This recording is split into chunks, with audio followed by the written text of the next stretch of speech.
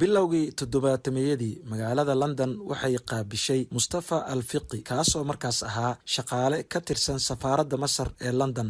London waxay markaas ahayd meel lagu karkariyo siyaasadaha caalamka. Sidoo kale waxaa xilligaas magaaladan ay hoy u ahayd aqoon-yahanada iyo waxgaradka Carabta ee isaga soo cararay dalalkooda, maadaama ay ka talinayeen kalitalisyaal iyo boqortooyooyin aan laga ogoleen mufakiriinta iyo waxgaradka.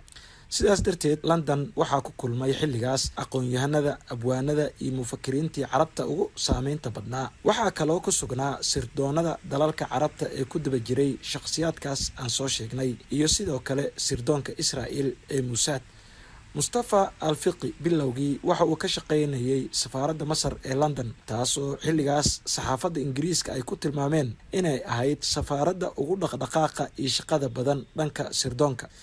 dhinaca kale sirdoonka Israa'iil ayaa Mustafa Al-Fiqi markaas ku darsaday liiska shakhsiyaadka ay doonayeen in ay shaqaaleysiiyaan ama ay ka faa'iideystaan. sheekadu waxay ka bilaabanaysaa banaanka guriga uu Mustafa ka deganaa magaalada London habeen uu baraf da'ayay, qabow daranna uu jiray.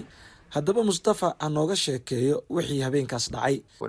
ايش قصتها؟ القصة أنا قاعد أنا وزوجتي بالليل في ليلة من ليالي لندن الباردة، وما أكثرها الشاي في الضوء، المية بتلمع والدنيا مش مبينة. الصباح رباح كما يقولون، حلها ربنا.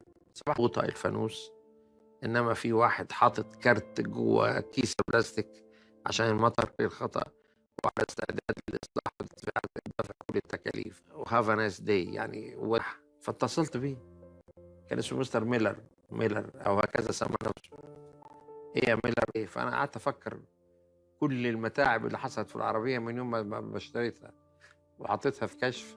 دكتور مصطفى الفقي wuxuu sheegay isku day ay ku doonayeen in ay ku qortaan Mossadka Israa'iil xilli uu ku sugnaa Ingiriiska horaantii toddobaatameeyadii, taasoo muujinaysa in uusan ogeyn in ay tahay isku day la doonayay in isaga lagu shaqaaleysiiyo. waxa uu intaa ku daray mar uu waraysi siinayay barnaamijka Al-Sitar Al-Awsat ee ka baxa janalka MBC in xilli habeenimo ah oo magaalada London uu ka da'ayay roob aad u daran, qabow daranna uu ka jiray, isla markaasna uu xaaskiisa la fadhiyay gurigiisa dhexdiisa, kadibna uu maqlay dhawaq dibadda ah oo u ekaa in uu yahay shil baabuur, taasoo keentay in uu u maleeyo in gaarigiisii bannaanka u yeelay lagu dhuftay gaari kale. Al-Fiqi waxa uu intaa ku daray in markii uu waaga baryay uu helay warqad ku qoran afka Ingiriiska oo taalla gurigiisa hortiisa. fariinta ku qoranna waxay ahayd sida tan: waan ka xumahay, waxaan ku dhacay gaarigaaga, diyaarna waxaan u ahay in aan hagaajiyo. waa Master Miller. sidoo kale waxaa ku qornaa warqadda loo dhigay gurigiisa hortiisa nambarka taleefanka shakhsiga warqadda qoray. intaas kadibna Mustafa wuxuu qiimeeyay dhibka soo gaaray gaarigiisa iyo inta uu la egyahay qarashka ku baxaya. kadib qiimeyn uu sameeyay waxay noqotay lacagta ku baxaysa ilaa 400 oo pound.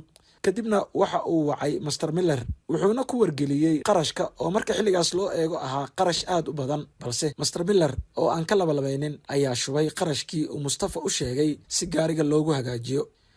intaas wixii ka dambeeyay Miller ayaa bilaabay in uu booqashooyin joogto ah ku tago safaaraddii Masar ee uu ka shaqaynayay Mustafa Fiqi. Master Miller ayaa markaas bilaabay in uu wax ka weydiiyo nolosha qoyskiisa, gaar ahaan xaaskiisa iyo carruurtiisa, taasoo uu aad uga shakiyey kana xanaaqay Mustafa maadaama dhaqan ahaan iyo diin ahaanba aysan habbooneen. xaaska Mustafana xilligaas waxa ay ku jirtay isbitaal, waxayna isku diyaarinaysay in ay dhasho. muddo kadib Miller wuxuu qado ku casuumay Mustafa, wuxuuna bilaabay in uu kala hadlo dhaqaalaha la xiriira dalalka Carabta iyo xiriirka Carabta ee Israa'iil, isagoo xusay in xilligaas uu bilaabay in uu ka shakiyo, taasoo ku kaliftay in uu booqdo saaxiibkiis oo lagu magacaabo Kamaal Saciid Zaki oo ahaa ergeyga xogayaha guud ee safaaradda ee dhinaca sirdoonka. intaas kadib Kamaal ayaa ku yiri Mustafa, imaqal, ka digtoonow Miller, iskuna day in aad saddexdeena hal meel nagu wada ballamiso si aan kulan ula qaato isaga.